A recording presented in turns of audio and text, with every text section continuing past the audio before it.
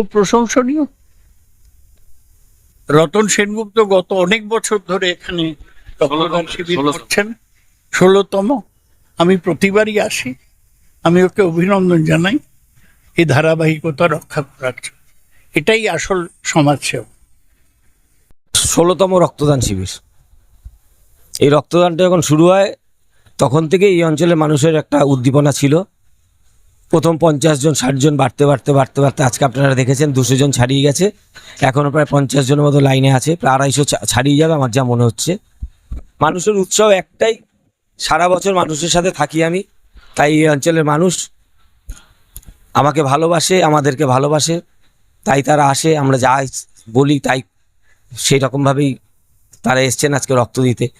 অনেক বন্ধু বান্ধব আমার এসছে, তারা পুরনো আমার সাথী, তারাও এসছেন রক্ত দিতে। সবাইকে ধন্যবাদ, সবাইকে সম্মান জানাচ্ছি যারা রক্ত দিয়েছেন এবং যেসব ব্লাড ব্যাংক রক্ত নিয়েছে তাদেরকে আমি সম্মান জানাচ্ছি।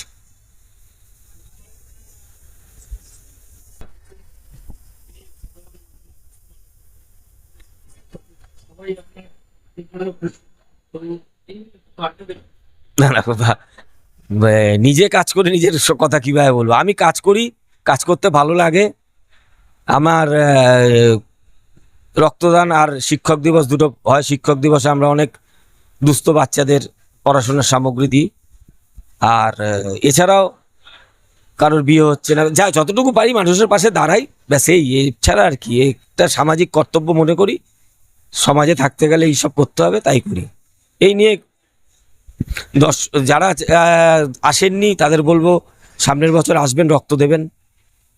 রক্ত না দিলেও রক্তদাতাদের পাশে থাকবেন, তাদের উৎসাহ দেবেন, কেন রক্তদানের প্রয়োজন ছিল। এত বড় একটা ইলেকশন গেল, সারা ভারতবর্ষ জুড়ে রক্তের সংকট চলছে এখন অবধি। কদিন আগে আমি একটা নেগেটিভ ব্লাডের দরকার ছিল, সারাদিন খুঁজে পাইনি, লাস্টে বাপ্পা তাকে ফোন করে অনেক কষ্ট করে পেয়েছি। একটা বাচ্চা ছেলে, 3.5 বছর বয়স মাত্র। তো এইগুলো সবাই যদি দেয়, রক্ত দেয়, তাহলে মানুষের উপকার হবে, বাচ্চাদের আমাদের সমাজে সবার উপকার হবে। এর জন্যই বলবো সবাই বেরিয়ে আসুন, রক্ত দিন, আরও বেশি বেশি করে রক্ত দিন। রক্ত দিলে সুস্থতা হয়, রক্ত দিলে মানে শরীর ভালো থাকে। এছাড়া আর কি বলতে পারবো? কোনো টার্গেট নেই। আমি গতবার কমে গেছিল, গতবার কমে যাবার কারণও আছে। আশেপাশে অনেক সংগঠন নাম দিয়ে রক্তদান করে ফেলেছিল একই দিনে, যার জন্য একটু কমে গেছিলো। 186 জন হয়েছিল। তা আমাদের এই 200-250 জন হয়, আমরা 250 জন টার্গেট করি প্রত্যেকবার। 239, 40, 45, 50, কোনো সময় 50 ছাড়িয়ে 60-70 হয়ে যায়। একবার তো 300 ছাড়িয়ে গেছিলো। তো এগুলো আমি জানি, আমি সেইভাবে প্রস্তুত আছি। 250টা আমার গিফট আনা আছে, কোনো সমস্যা নেই। 250 লোক যাতে রক্ত দিতে পারে। 200 ছাড়িয়ে গেছে, 200 এখন ফোন করলো, 225-30-এর মতো হয়েছে। আরও প্রচুর লোক দাঁড়িয়ে আছে, হয়ে যাবে 200-250 হয়ে যাবে। আমার যা আইডিয়া 250 হয়ে যাচ্ছে। আমি সমাজসেবী না, সমাজে থাকতে গেলে সেবা করতেই হবে। লাস্ট আমাদের একটা এরপরেই আছে শিক্ষক দিবস, সেখানে আমরা প্রায় 600-700 বাচ্চাকে পড়াশোনার সামগ্রী দেবো। এবার স্কুলগুলো আছে, যে স্কুলগুলো একদম বাংলা মিডিয়ামগুলো যেগুলো ঢুকছে, সেইখানকার বাচ্চাদের নিয়ে এসে আমরা ওদেরকে বিশেষ করে দিই। এই একটা পড়াশোনার করবো। আর সামনে আমাদের আরও অনেকই টার্গেট আছে। এছাড়াও মেয়েদের বিয়ে আছে। এই বিল্ডিংটা আমরা অনেক দুস্থ মেয়েদের বিনা পয়সায় বিল্ডিংটা ভাড়া দিই। আমরা যারা বাড়িতে জায়গা নেই, বিয়ে দিতে পারছে না, আমাদের কাছে আসলে আমরা এই বাড়িটা বিনা পয়সায় করে দিই, এখানে তারা বিয়ের আয়োজন করে। এবং আমার তরফ থেকে প্রত্যেকে আমি একটা বেনারসি করে শাড়ি দিই, এটা কাউকে বলতে হবে না।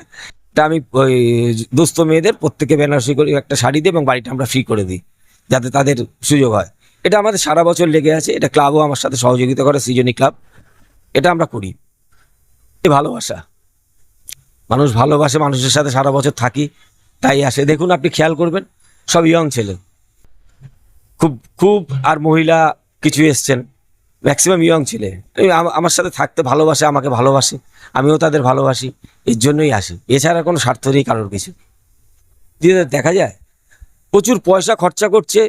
কিছু আছে মানুষ যারা টাকার লোভে অন্য দলে যাচ্ছে। এছাড়া বিরোধী কোথায়? রাস্তাঘাটে তো বিরোধী দেখা যায় না। কিভাবে বিরোধীরা ভোট পাচ্ছে আমি তাও জানি না।